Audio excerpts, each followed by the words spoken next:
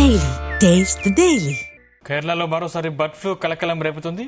కన్నూరు జిల్లా ఇరికిటిలో ఎడనక్కడం ప్రాంతంలో కాకుల్లో H5N1 లక్షణాలు గుర్తించారు. Kannur regional diagnostic laboratory H5N1 లక్షణాలు ధృవీకరించింది. గతంలో కోళ్లు, బాతుల్లో బర్డ్ ఫ్లూ గుర్తించిన అధికారులు ఇప్పుడు కాకుల్లో గుర్తించడంతో టెన్షన్ వాతావరణం నెలకొంది.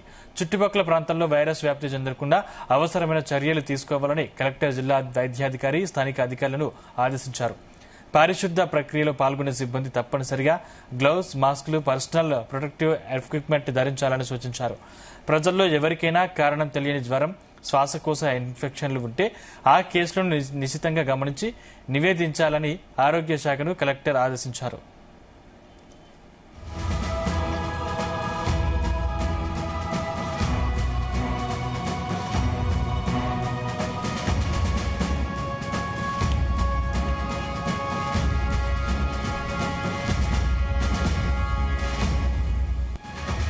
అంశానికి సంబంధించిన మరింత సమాచారం మా ప్రతినిధి శ్రీకాంత్ అందిస్తారు. శ్రీకాంత్,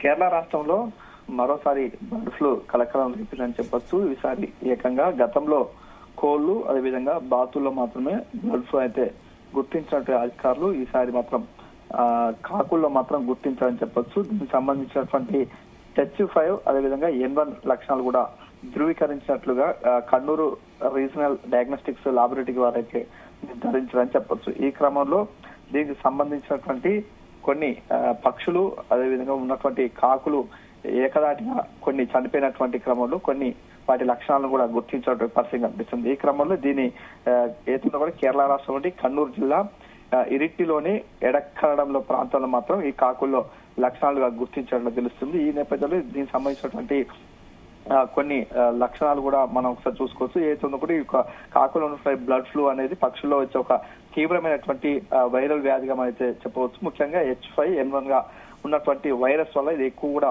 వ్యాప్తి అయితే చెందుతుంది. కాకులో ఒక ఏదైతే కూడా ఈ కాకులు మాత్రం గుంపులుగా తిరగడం, అదేవిధంగా సమూహంలో వేగంగా వీటిపై ఒకరినొకటి తాకడంతో మాత్రం ఈ యొక్క వ్యాధి మాత్రం వ్యాపించే అవకాశం అయితే ఉంది. ఇందులో ప్రధానంగా ఈ యొక్క లక్షణాలు కూడా ఒకసారి మనం గమనించవచ్చు. ఇది కాకులు ఎటువంటి గాయాలు లేకుండా కూడా గుంపులుగా చనిపోవడం, అదేవిధంగా ఎక్కువ ఎత్తులో ఎగరకపోవడం, అదేవిధంగా ఉన్న చోటనే పడిపోవడం, అదేవిధంగా వాటి కళ్ళ నుంచి కూడా నీరు కారడం, అదేవిధంగా ఈ ఏతున్నా కూడా వైరస్ వ్యాప్తి చెందేందుకైతే కూడా ఈ కాకులకు సంబంధించినటువంటి పదార్థాలు మిగతా సంబంధించినటువంటి వాటిని తాకిన వెంటనే కూడా ఇటు మనుషులకు కూడా వ్యాపించే అవకాశం ఉన్నట్టుగా తెలుస్తుంది. ఈ క్రమంలో దీనికి సంబంధించినటువంటి అధికారులు కూడా ఇప్పటికే అప్రమత్తం కావడం, వారికి సంబంధించినటువంటి పక్షులకైతే దూరంగా ఉండాలి, అదేవిధంగా నేరుగా వాటిని తాకకూడదు.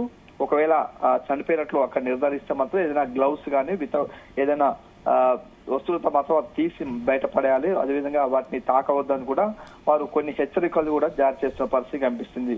ఈ క్రమంలో దీనికి సంబంధించినటువంటి పక్షులు తిరిగేటువంటి ప్రాంతాల్లో మాత్రం మాస్కులు ధరించాలి, అదేవిధంగా ఇతర చిన్నపిల్లలు కానీ వృద్ధులు కానీ ఎవరు కూడా తాకవద్దు అంటూ కూడా కొన్ని హెచ్చరికలు జారీ చేసిన పరిస్థితి కనిపిస్తుంది. ఈ క్రమంలో మాత్రం గతంలో ఉన్నటువంటి కోళ్లకు, అదేవిధంగా ఇతర సంబంధించిన బాతుల్లో మాత్రమే ఉండేటువంటి బ్లడ్ ఫ్లూ ఏకంగా కాకుల్లో కూడా కనిపించడంతో కూడా కాస్త ఆందోళనకరమైనటువంటి విషయం చెప్పచ్చు. ఎందుకంటే విచ్చలవిడిగా తిరిగేటువంటి కాకులు ఎక్కడ పడితే అక్కడ వాలడం, అదేవిధంగా ఇండ్ల పైక, అదేవిధంగా కిటికీల వద్ద, అదేవిధంగా అపార్ట్మెంట్ లో మాత్రం యథేచ్ఛగా తిరుగుతుంటే ఎక్కడైనా ఆహార పదార్థాలు కనిపించినా, అదేవిధంగా మిగతా సంబంధించినటువంటి వాటర్ ట్యాంక్ లో కూడా ఇవి వాటర్ అయితే ముట్టుకోవడం జరుగుతుంది. కాబట్టి ఈ క్రమంలో మాత్రం ఇవి కాస్త వ్యాప్తి చెందే అవకాశం అయితే ఉంటుంది. ఈ క్రమంలో ప్రజలు కూడా అప్రమత్తంగా ఉండాలి, ఎవరు కూడా ఇలాంటి పక్షులకు దూరంగా ఉండాలి. వాటి ఏతుందో బయట పెట్టినటువంటి ఆహార పదార్థాలు మళ్ళీ ముట్టుకోకుండా మిగతా సంబంధించినటువంటి ప్రికాషన్స్ వాడాలని చెప్పి అధికారులు కూడా చెప్తున్నటువంటి పరిస్థితిగా అనిపిస్తుంది. Right, thank you Srikanth.